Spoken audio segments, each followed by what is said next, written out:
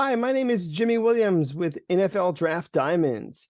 And here with me today, I have another diamond in the rough for you. His name is James, or he goes by Jay. Jay Nehemiah. He's a defensive tackle out of Merrimack College. Nice to meet you, sir. Hey, nice to meet you. Thank you for having me. So yeah, man, appreciate having you here. I feel like you're definitely a player that people really need to know. I mean, pretty big defensive tackle there. Doing a great job of also being a good pass rusher. You got a lot going for you as a prospect. But let's take it back and start from the beginning, man. Tell me where Mhm. you're from, and let's start walking through your journey a bit. Got you. So I was actually born in Kenya and lived out there for a few years until I moved here when I was 10 years old. And when I first got here, I was actually more of a basketball player. I played basketball all the way up like through high school and stuff. But I started playing football my freshman year, and that's where the love of the game really started. And Gotcha. then So keep going, man. You're fine. yeah, and then after that, I played a little bit of football at Bridgeton Academy. And then I learned even more over there and ended up going to Curry after that, and then ended up at Merrimack. All right. Well, yeah, so let's again start from the beginning and we'll try and fill in some of the blanks there. So Mhm. again, born in Kenya, came over here, you said when you were maybe about 10 or so. Yeah, in third grade. So growing up as a kid in Kenya, you ever think that you would be, in a conversation like this, man, like being like an NFL prospect and stuff? No, I had no clue. Even growing up in Kenya, I barely knew anything about football, honestly. Um, I got here and then started learning about it, and that's yeah, and the rest is history, man. So, when you first got here, I mean, was there a bit of a, I don't know, culture shock? I mean, obviously a bit of a change from, I guess the scenery that you knew. I mean, how was that, coming over to the States for the first time? So it wasn't too difficult because I knew we were taught English back when I was in pre-K and stuff growing up in Kenya. So I knew English and all that stuff coming in. So it was just, and everyone at my school was kind of real like friendly and kind of took me in. So I didn't really have too much trouble with that. It was a little bit weird just being around I mean, obviously like in Kenya everyone's black, and then here like everyone in my town especially is majority white, so it was a little bit weird getting used to that. But other than that, it was pretty smooth. So yeah, you're the one guy there. I mean, you're Yeah, easy to point out of a crowd, so to speak. I mean, that's what I'm um, saying. well, I mean, it happens. I mean, it's all good. Mhm. You said you grew up mostly as a basketball player, right? Yeah, yeah. I grew up mostly playing basketball, AAU, all that stuff was my stuff growing up. All right. Did you play any other sport or just mainly basketball? Just mainly basketball. So, growing up as a kid, when you first came over here to the States, obviously you said you were in third grade. When you first got introduced to a lot of American sports, Hmm. who are you a big fan of growing up, man? I mean, I don't know. I mean, obviously, in the Boston area, so Yeah. I don't know who you'd be a fan of in that sense. I was a big C's guy growing up, like 2008, all that, right during the Celtics dynasty. Paul Pierce, Garnett, all them. Yeah, I was a huge fan of those guys. Obviously Tom Brady and the Patriots dynasty. So I put up to Massachusetts at a really good time. Like everyone was winning. Yeah, So yeah. see, you got spoiled, man. I mean, because they had some times when they weren't as on top as they are these days. So, Yeah. all right, well, let's walk a little bit more through your journey. You end up going to Hmm. Curry College Division III school. Yeah. How does a guy of your I don't know, dude, man, you got some good size to you, man. How does the guy of your size end up, dropping down to Curry? Thanks. So I actually had and gotten in some trouble in my senior year of high school, so I didn't get like any film or anything like that from my senior year. So that really hurt Ah, me a lot. Yeah. So that's why I ended up going to Bridgeton. And then at Bridgeton, my coach had a connection to the Curry coach, and that's how I ended up there. But it was just really tough, like after my senior year. So I kind of had to stick with it and keep grinding. The whole time I was just in the back of my head trying to get to the next level. You know what I mean? And back in the day, it wasn't the transfer portal where you could just go there and immediately play. You had to like wait a year. So that was kind of what was making me a little bit hesitant Okay. about just transferring. You know what I mean? Looking back, maybe I should have just waited the year, but I was having a good time at Curry, playing well. So you know. Well, I do remember, some time with you at Curry. Got in my notes that you were first team all conference there, before you left there. And I was Mhm. thinking to myself, man, gonna have to keep tabs on this guy and figure out, where he's gonna go. You obviously transferred out of there and ended up at Merrimack, which ain't too far away, man. Still there in Right. Massachusetts. So, was that kind of the mentality there, just kind of, staying close to home?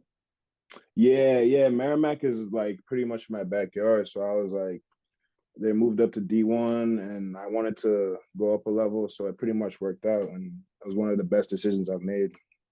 So, obviously, really huge difference, man. You go from playing Curry College, Division III, and then you get the bump up to play at the D1 level there at Merrimack. Uh, if you don't mind, just share a little bit of the differences there, man, as to what you did during Curry and then Merrimack. So at Curry, a lot of the things that I would do was honestly, it felt like it was more on my own. There obviously wasn't as much resources, as much money into the program. So you kind of have to like, how bad do you want it type? Like then the coaches aren't going to be on you as much, especially in the off season. But they still had a pretty good like weight room program, but it was more on you like to take advantage of it and go like every single day. It's not like once I got to D1, there's money in the program and all this stuff, so you got to be at the list. They're taking attendance. There's morning workouts. You know what I mean? There's meetings, all this stuff. We didn't really have like that many meetings during the days back at D3 because they give you a little bit more time.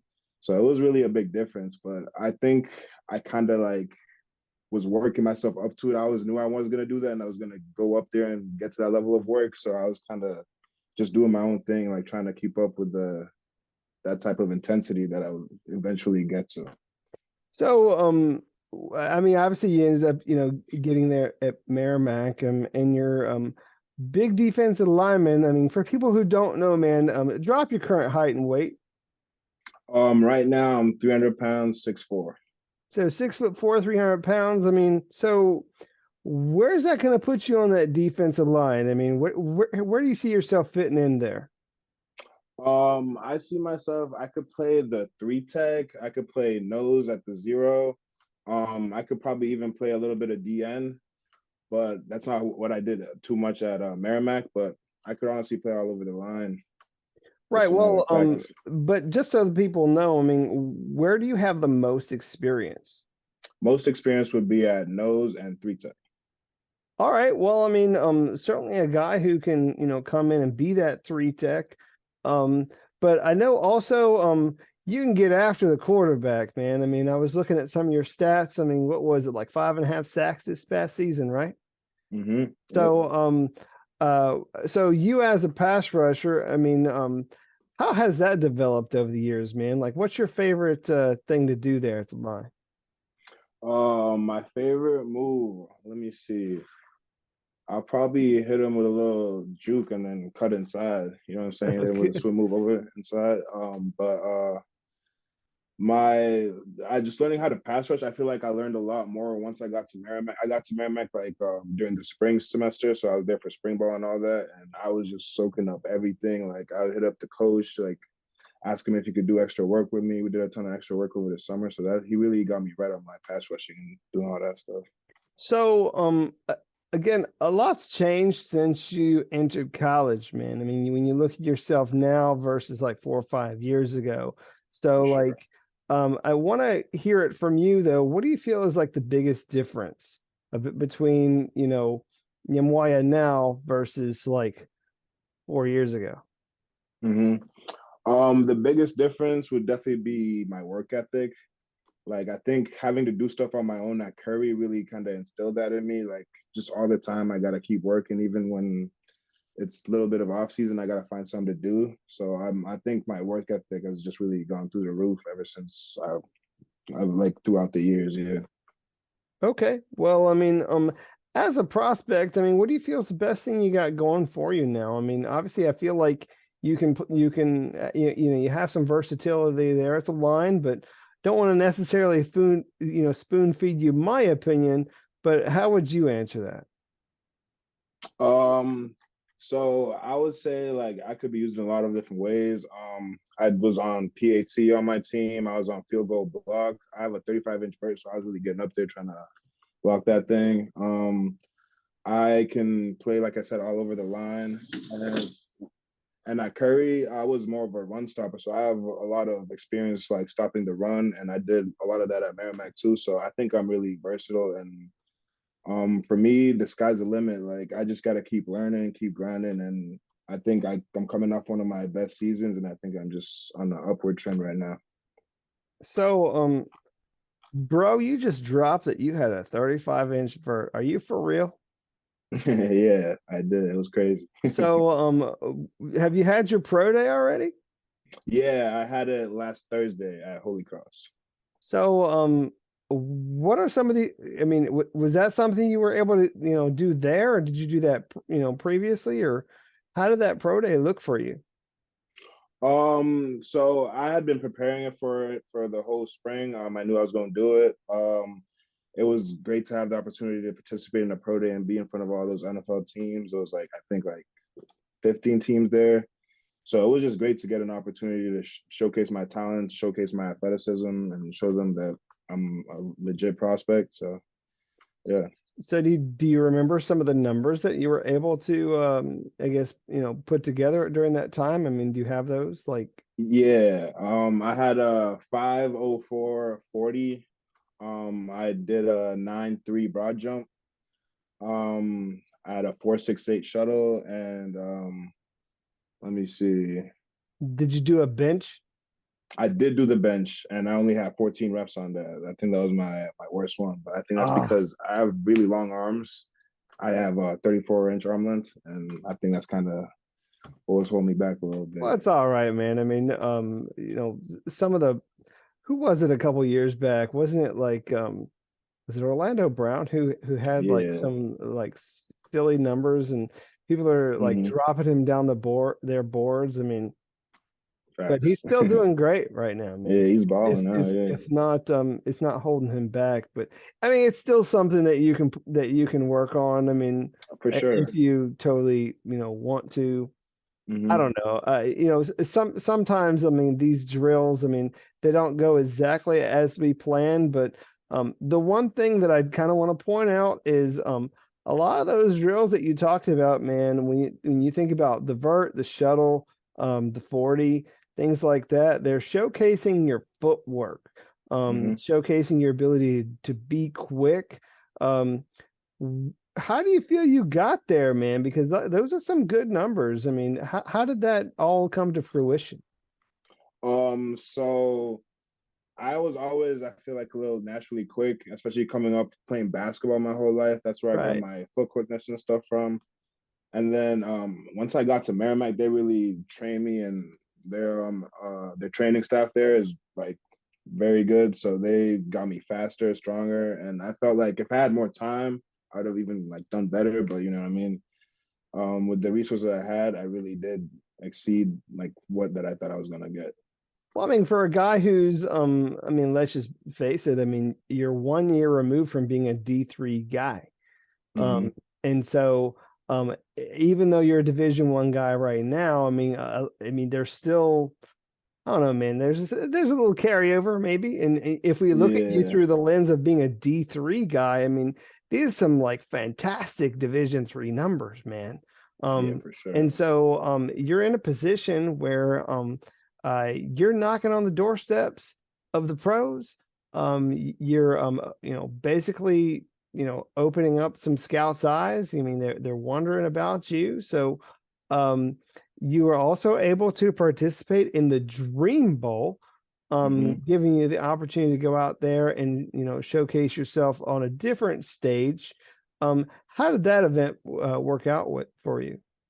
That was a good event. Out in Dallas, I had a great time there. Met a lot of different players from the FCS, and I just had a really good time, like learning from all the coaches up there, and especially during the game, I thought I played pretty well, and it was just a really good experience overall.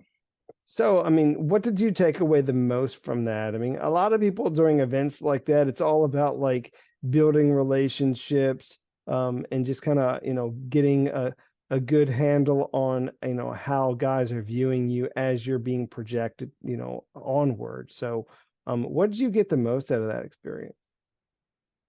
Um, could you repeat that question? Well, I mean, it's just again, when it comes to things like building relationships, Hmm.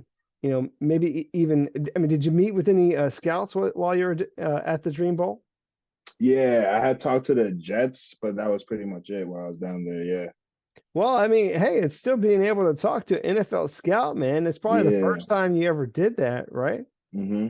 It So, was huge.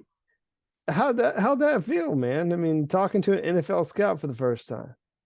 It's pretty crazy just being down there and like I mean just even being in this position, you know what I mean? I'm just thankful for it all. Coming from D3, I didn't think I would be able to come as far as I have, and so I'm just enjoying the ride while I'm here. All right. Well, I mean, you were able to really put together a solid, career. I think that your resume kind of speaks for itself, but I want to maybe give you the opportunity to share like maybe one of your biggest highlights, whether it be there at Merrimack or previously at Curry. When you think Mhm. about all the great games that you were a part of, give me one of those moments, man, that people need to maybe turn on and watch.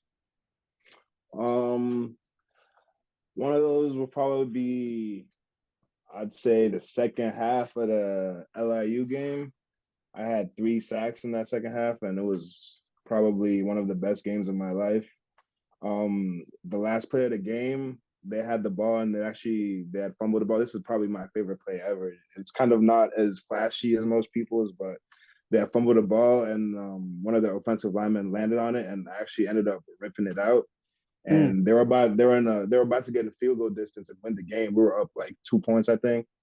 And so me ripping it out and my one of my boys, Jordan Riggs, he landed on the ball and sealed the game with that play. And it was just one of the best feelings ever, just win that game.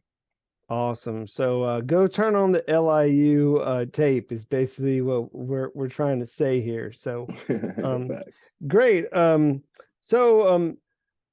Jay, other than you being a football player, what all else do you think people need to know about you? I mean, whether it be your likes, your dislikes, your hobbies, talents, interests, something, man. Give me something else about you that you feel people need to know. Um, some people need to know about me. I'd say I'm a little bit of a nerd. I like anime and stuff like that, and like all the Marvel movies. In my free time, like I can spend a few hours just watching that, and you know what I'm saying. So I people say it's nerdy, but I think it's cool. Hey, anime is cool, man. What's your vibe, man? Are you a Naruto guy or what? I actually just started watching Naruto. I didn't watch it when I was growing up, so I'm going through it right now, and it's some pretty good stuff. But other than that, like you have like another favorite or what? Yeah, my favorite right now would probably be Attack on Titan. I don't know if you heard of that, but Yeah, yeah, it's it's all good, man. I mean, I don't think you're that big of a nerd, as a as an anime guy. I mean, there's a lot of guys into that sort of thing. Mhm. What else you into, man? Anything else? um I don't know. I don't really do much. I'm trying to think. Um Other than football, honestly, I haven't really been doing much. All right. Football, movies. I'm really a low key type of guy. Let me so if you're a movie guy, I mean, you said you're a big Marvel person. I mean, Mm. if you had the opportunity to maybe like be one of those Marvel guys, who do you think that you would identify with the most? Like, um, Ooh, good you question. know, or maybe even who's your favorite, whichever. Um I would say probably Wolverine.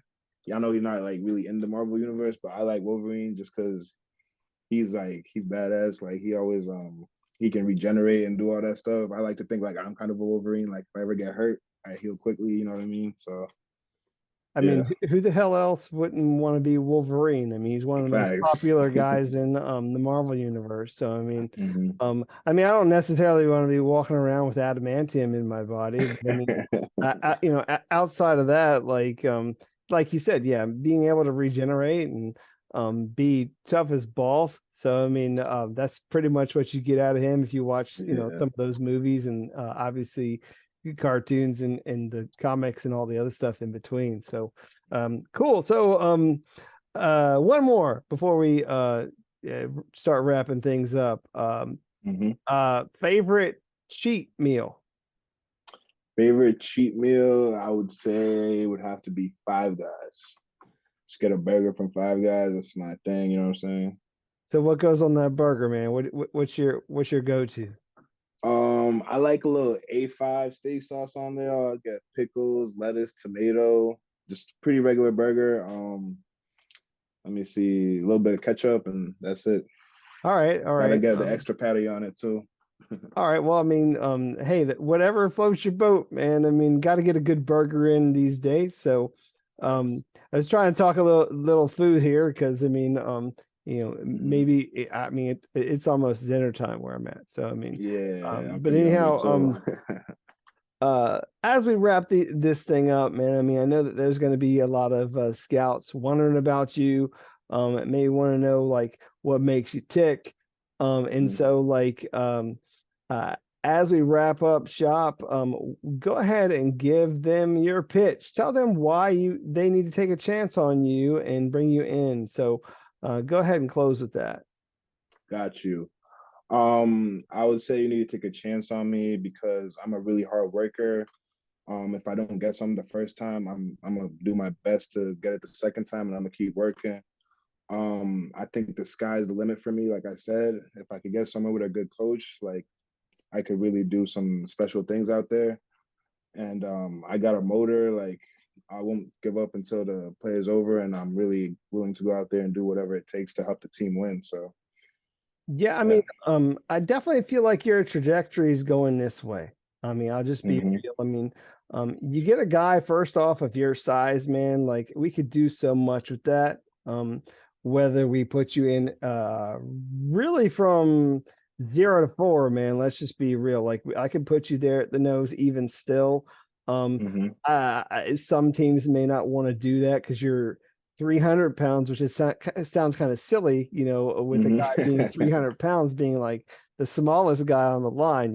Right. But that might be the case. Like, Hmm. when you get to the pros, I mean, the NFL's got some big dudes. So, but, Yeah. I mean, I know that you can play, you know, in different schemes.